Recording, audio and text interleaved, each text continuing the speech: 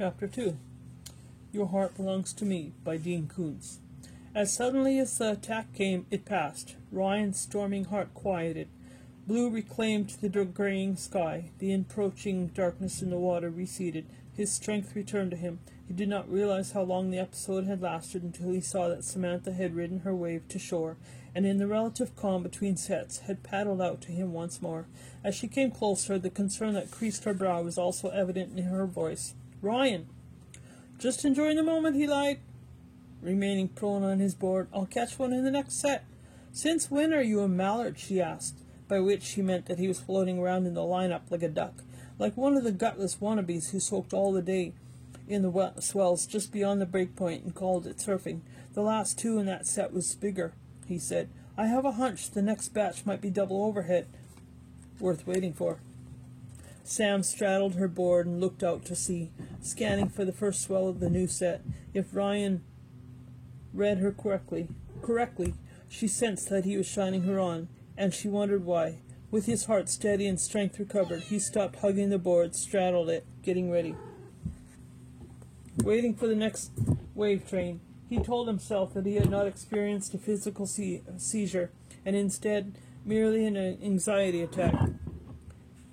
And at self-deception, he was as skilled as anyone. He had no reason to be anxious. His life was sweet, buttered and sliced for easy consumption, focused on far water. Samantha said, "Winky, I see it." The sea rose to the morning sun, dark jade and silver, a great shoulder of water shrugging up and rolling smoothly toward the break.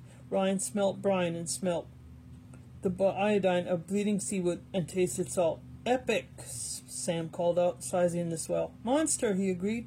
Instead of rising into a controlled position, she left the wave to him, her butt on the board, her feet in the water, bait for sharks. A squadron of gulls streaked landward, shrieking as if to warn those on shore that a behemoth was coming to smash sandcastles and a swamp picnic hampers. As the moment of commitment neared, apprehension rose in Ryan, concerned that the thrill of the ride might trigger another episode. He paddled to catch the wave, got to his feet on the pivot point, arms reaching out for balance, fingers spread, palms down. He caught the break, a perfect peeler that didn't section on him, but instead poured pavement as slick as ice. The moving wave displaced air, and a cool wind rose up and curved the wall, pressing against his flattened palms.